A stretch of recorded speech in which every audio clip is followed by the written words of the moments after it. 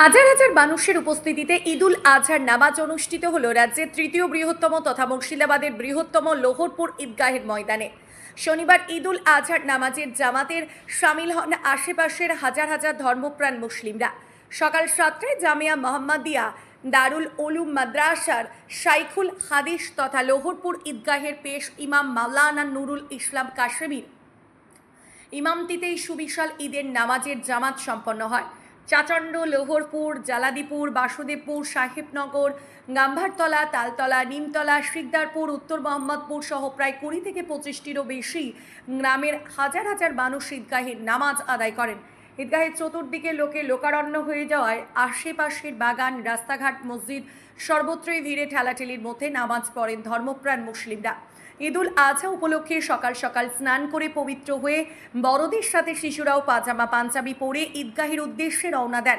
রাস্তায় সারিবদ্ধভাবে বিভিন্ন গ্রাম থেকে তাসবিহ পড়তে পড়তে ঈদগাহে প্রবেশ করেন।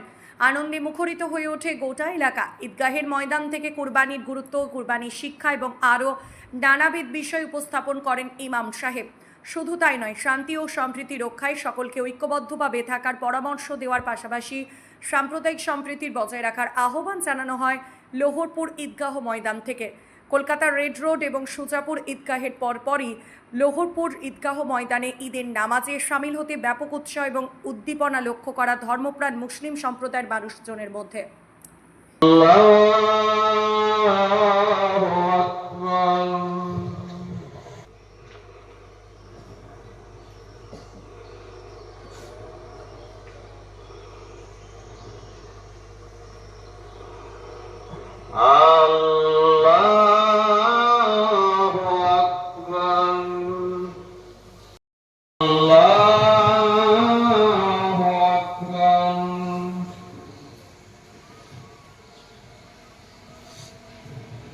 আল্লাহু আকবার।